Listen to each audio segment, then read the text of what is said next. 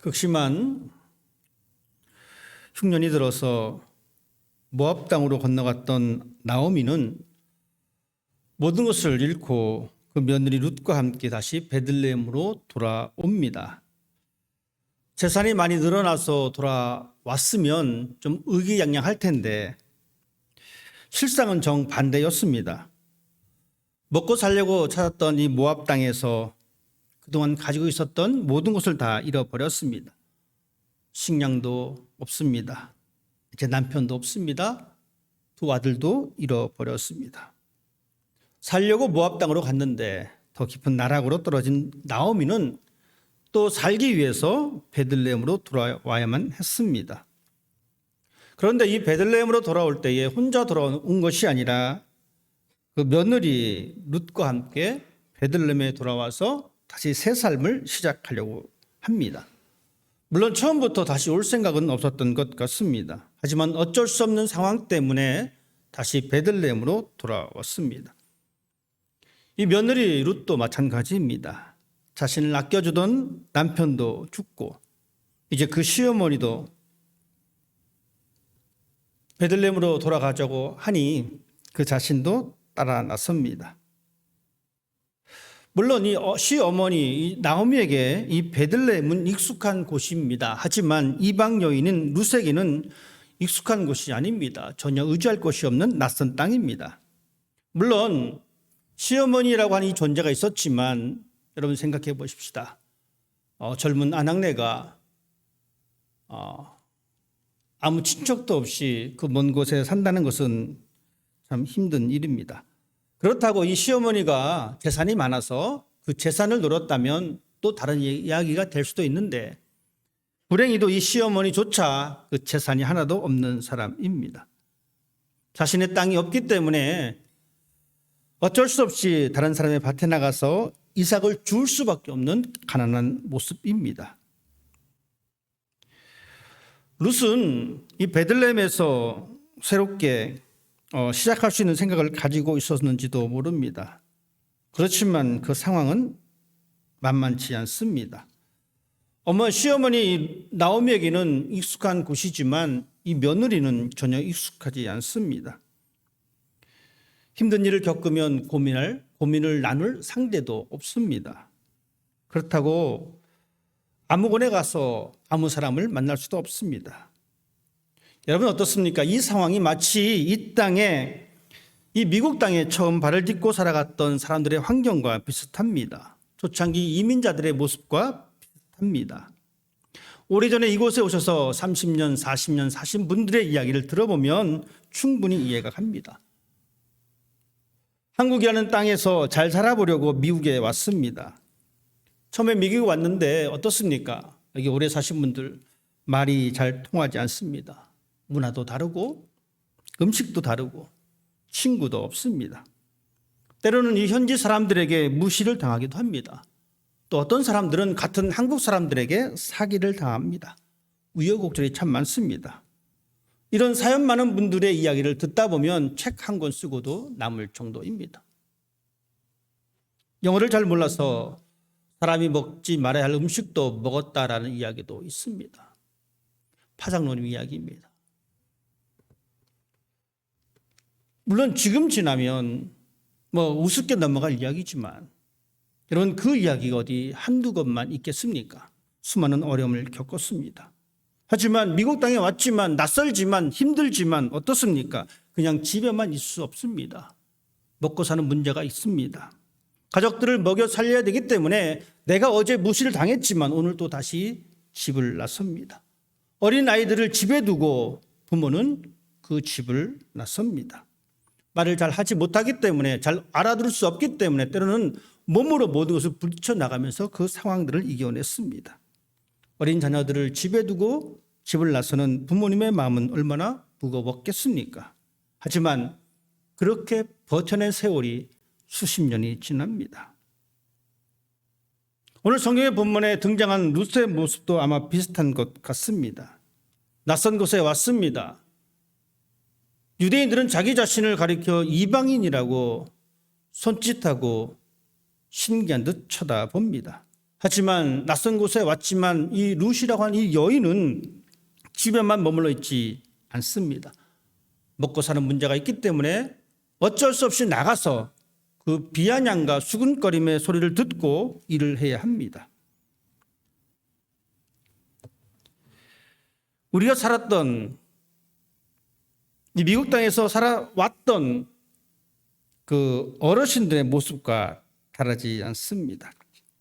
어쨌든 이 나오미는 룻은 먹고 살기 위해서 새로운 계획을 세우게 됩니다. 그것은 나가서 이삭을 줍는 일입니다. 그녀가 했던 이 일은 보통 가난한 사람들이 하는 허드렛 일입니다. 수수 때 밭에 나가서 농부들이 곡식을 거둘 때에 그 남겨진 이 볕단들을 주워오는 일입니다. 어떤 일정한 밭에 나가서 그 밭 주인에게 허락을 받고 그곳에서 떨어진 이삭을 주워서 하루하루를 연명하는 그러한 상황입니다. 지금 말로 하면 일용직 노동자와 같습니다. 그날 일거리가 있으면 일을 하고 돈을 벌고 가족을 먹여 살리듯이 그날 나가서 좋은 주인을 만나면 맘 편하게 이삭을 줍고 고약한 주인을 만나거나 고약한 사람을 만나게 되면 조금 얻거나 아주 힘들게 얻을 수밖에 없는 그런 상황입니다. 그런데 이 여인이 간 곳이 바로 보아스의 농장입니다. 보아스라고 하는 이 사람은 나오미의 남편, 즉 룻의 시아버지와 아주 밀접한 관계가 있었던 사람입니다. 친척 관계입니다. 성경은 그런 보아스를 가리켜 이렇게 이야기하고 있습니다. 유력한 사람이다라고 소개하고 있습니다. 이 표현은 재산이 많거나 명성이 있는 사람을 가리키는 말이기도 합니다. 보아스는 이 지역에서 아주 평판이 좋았던 사람인 것 같습니다. 룻은 우연히 엘리멜렉의 친척인 보아스가 속한 그 밭에 나가게 되었습니다. 그리고 그곳에서 이삭을 줍게 되었고 보아스도 이날 마침 자신의 농장으로 시차를 나오게 되었습니다. 요셉의 이야기를 한번 해보려고 합니다. 부유한 집안에서 아버지의 사랑을 듬뿍 받고 자란 사람입니다. 세상에 아무것도 부러울 것이 없는 사람입니다. 자신이 원하면 아버지가 모든 것을 해결해 주는 그런 사람이었습니다. 그런데 한 가지 안타까웠던 것은 그 요셉은 형들의 사랑을 받지 못했습니다. 그래서 결국에는 이 형들에 의해서 큰 사건에 연루되게 됩니다. 형들은 모든 것을 빼앗고 심지어 그 형들은 요셉을 낯선 곳으로 팔아버렸습니다. 요셉의 형들은 요셉을 구덩이에 가두었습니다. 그런데 그 시각에 이스마엘 상인들이 그곳을 지나갔습니다. 결국 형들은 요셉을 돈을 받고 그 사람들에게 넘겨주었습니다. 아주 기가 막힌 타이밍입니다. 형들은 자신들의 손에 피를 묻히지도 않고 그렇게 눈에 가시처럼 여겼던 이 요셉을 처리하게 되었습니다. 이 시점에서 우리가 생각할 것은 이겁니다. 이스마엘 상인들의 등장입니다. 하필 그 시간, 그때 그 장소에 이스마엘 상인들이 지나갔습니다. 죽을 수도 있었던 그 구덩이에서 굶어 죽든 어떻게 됐든 죽을 수도밖에 없었던 그 시각에 요셉에게는 커다란 행운이 찾아왔습니다. 그것이 우연일까요? 룻이 보아스의 밭에 우연히 갔습니다. 죽을 수밖에 없었던 요셉이 이스마엘 상인들이 지나가는 기가 막힌 타이밍에 그런 살아났습니다. 여러분, 그것이 정말 우연이겠습니까? 구약성경 잠언에는 이렇게 기록하고 있습니다. 사람이 마음으로 자기의 길을 계획할지라도 그의 걸음을 인도하시는 이는 여호와시니라. 이방 여자인 룻이 이삭을 줍기란 쉽지 않습니다. 어디로 가야 할지, 어느 곳이 적당한 곳인지, 어떤 주인이 좋은 주인인지 알 수 없습니다. 모든 것이 낯설고 모든 것이 두렵기도 합니다. 저 미국 땅에 와서 여러분 어땠습니까? 자신감 있으셨습니까? 두렵습니다. 막막합니다. 아파서 병원에 가고 싶어도 말이 잘 통하지 않아서 병원 가기도 무섭습니다. 약국에 가서 약을 사도 어떤 약을 사야 될지 잘 모를 때가 많습니다. 겨우겨우 말 통하고 해서 힘들게 사는 경우가 있었습니다. 룻이라고 하는 이 여인은 이삭을 주부러 간 것이 바로 보아스의 밭입니다. 그날 우연히 들린 곳입니다. 3절 말씀에 이렇게 기록하고 있습니다. 룻이 가서 베는 자를 따라서 밭에서 이삭을 줍는데 우연히 엘리멜렉의 친족 보아스에게 속한 밭에 이르렀더라. 성경을 기록한 이 성경 기자는 이 사건을 그냥 쉽게 지나치고 있지 않습니다. 이 방문과 목적을, 이 만남을 통해서 놀라운 역사를 이어가고 있습니다. 이스라엘의 위대한 역사의 한 페이지를 기록하고 있는 순간입니다. 성경을 기록한 사람은 하나의 우연한 사건이라고 생각하지 않습니다. 그냥 스쳐가는 하나의 이벤트라고 생각하고 있지 않습니다. 자신의 신앙의 관점에서 이 사건을 기록하고 다시 해석하고 있습니다. 룻의 발걸음을 인도하시는 분은 하나님입니다. 룻기를 기록한 목적이기도 합니다. 구약 성경에 흐르고 있는 사상은 하나님께서 모든 것을 이루신다라는 것입니다. 이런 관점에서 우연이라고 하는 이 사건 속에는 하나님의 개입하심이라는 사실에 우리는 주목할 필요가 있습니다. 우리는 이것을 단순히 우연이라고 생각하지 않습니다. 하나님의 계획 아래 모든 것이 진행되고 있다는 것이 바로 신앙입니다. 이 관점에서 우리는 우리의 삶을 재해석하는 것입니다. 하나님께서 이 우주의 주인이시며 통치자이시다. 그리고 그 하나님이 모든 것을 계획하신다, 섭리하고 계신다라는 것이 바로 우리의 신앙의 모습입니다. 룻이라고 하는 이 여인의 발걸음을 인도하시는 분이 하나님이라는 것을 우리가 믿는다면, 룻이 보아스를 만난 것이 하나님의 섭리라고 믿는다면 우리의 발걸음 역시 하나님이 인도해 주시는 사실에 흔들림이 없어야 합니다. 보아스와 룻이 만난 것은 결코 우연이 아닙니다. 하나님의 계획입니다. 보아스는 농장 주인입니다. 지금으로 따지면 CEO입니다. 여러분, CEO가 현장에 나가는 것 참 드문 일입니다. 주인은 그날따라 밭에 나갔습니다. 충분히 모든 것을 관리하는 이 종을 통해서 모든 상황을 들을 수 있었음에도 불구하고 보아스는 그날에 나갔다라고, 그래서 룻을 보게 되었다라고 성경은 기록하고 있습니다. 사람의 눈으로, 인간의 눈으로 보게 되면 우연히 일어난 일 같이 보이지만 그 우연은 하나님의 섭리였다라고 성경은 분명히 말해주고 있습니다. 성경 여러 곳에는 우연히 발생한 그 사건에 하나님의 손길이 있음을 알려주는 사건들이 종종 있습니다. 우리가 잘 알고 있는 믿음의 조상 아브라함입니다. 아브라함은 그의 아들 이삭을 위해서, 그 며느리를 찾기 위해서 그의 종을 메소포타미아로 보내게 됩니다. 이 나이가 많은 이 종은 모든 것이 순조롭게 이루어질 수 있도록 기도한 이후에 한 여인을 만나게 됩니다. 이 여인이 바로 이삭의 아내 리브가입니다. 우연히 물을 기르러 나왔습니다. 우연히 물을 기르러 나온 이 여인은 하나님이 준비하신 사람이었습니다. 바울이 빌립보에서 한 여인을 만나게 됩니다. 기도할 장소를 찾기 위해서 다니던 중 루디아라고 하는 이 여인을 만납니다. 이 만남은 그냥 스쳐 지나가는 만남이 아닙니다. 이 만남을 통해서 여러분, 빌립보에 교회가 세워지고 복음이 전파됩니다. 이렇듯 성경은 우연한 사건이라는 이 것을 통해서 하나님의 깊은 섭리가 있음을 분명히 말씀해 주고 있습니다.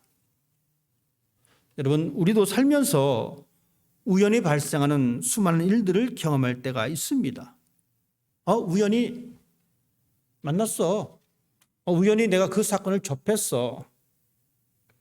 세상 사람들은 그것을 우연히 일어난 한 사건이라고 생각을 하지만 그리스도인이라면, 하나님을 믿는 사람이라면 우연히 발생한 사건을 가볍게 넘겨버려서는 안 됩니다. 왜냐하면 성경은 우연한 사건을 통해서 하나님의 섭리를 분명히 말씀해 주고 있기 때문에 그렇습니다. 왜 이런 일이, 왜 이런 만남이 나에게 있었을까 곰곰이 생각할 수 있는 지혜가 있어야 합니다. 그 사건을 통해서 하나님께서 원하시는 것이 무엇인지 성찰할 수 있는 사람이 되어야 합니다. 그냥 우연히 일어난 사건이라고 쉽게 무시하게 되면 우리는 하나님의 섭리를, 우리는 하나님의 인도하심의 그 세미한 손길을 놓칠 수가 있습니다.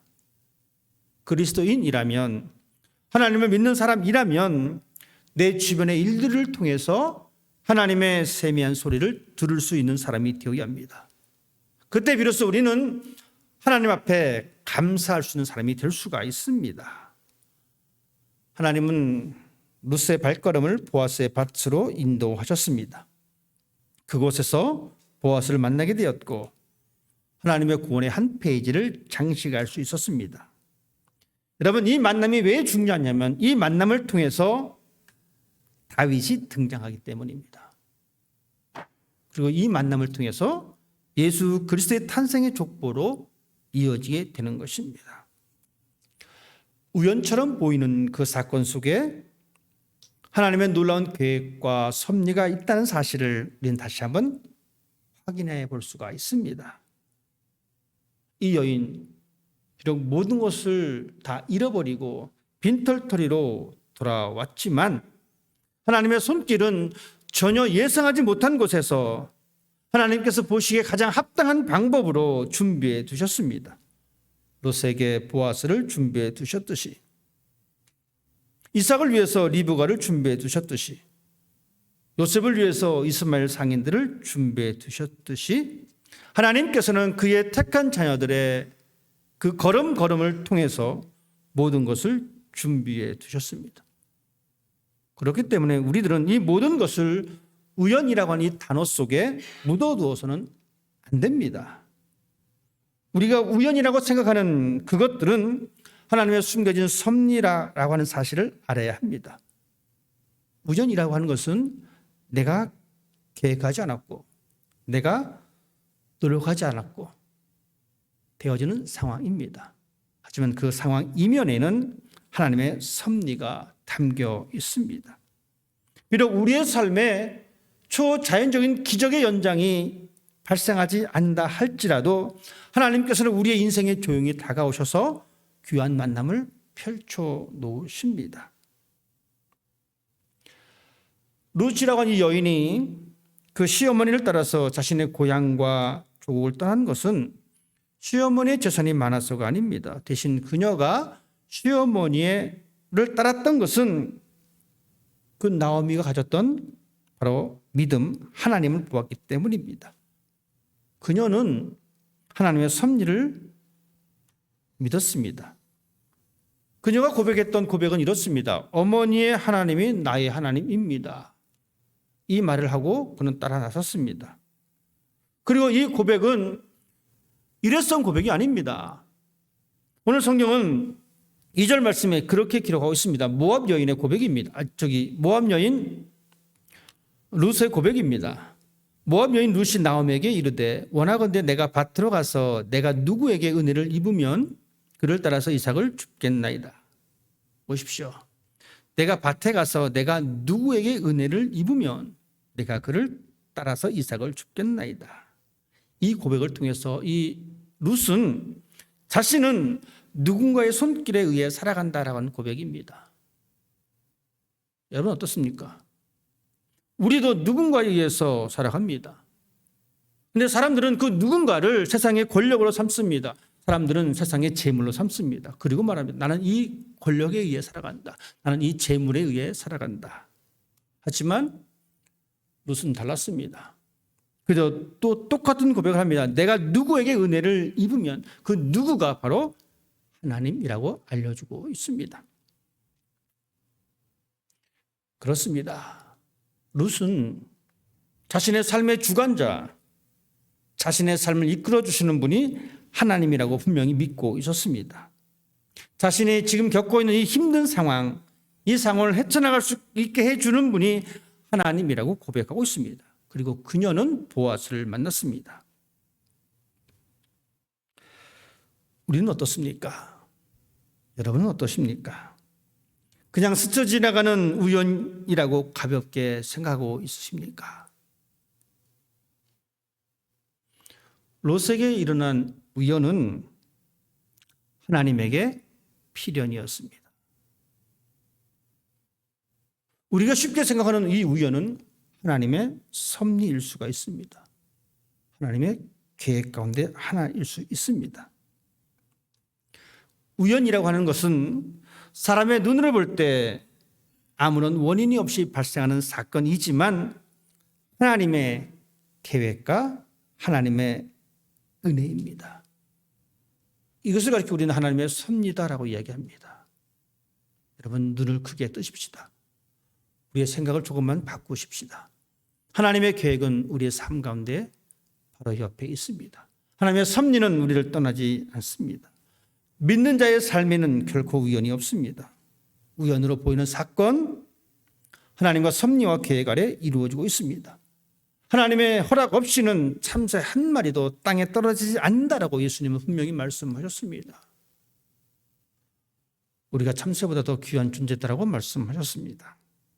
기억하십시다. 그분의 허락 없이는 하나님의 계획 아래 우리 모두 있습니다. 이제 영적인 눈을 열어서 우연 속에 숨겨진 하나님의 비밀을 발견하는 여러분이 되기를 바랍니다. 그 삶이 때로는 절망적인 삶이다 할지라도 하나님은 결코 외면하지 아니하십니다. 그리고 새로운 창의 문을 준비해 놓고 계십니다. 룻과 나오미에게 보아스를 만나게 하신 하나님은 오늘도 우리의 앞날에 귀한 만남을 예비해 주십니다. 이 확신으로 소망 가운데 살아가는 여러분 되시기를 주님의 이름으로 부탁을 드립니다. 기도하겠습니다.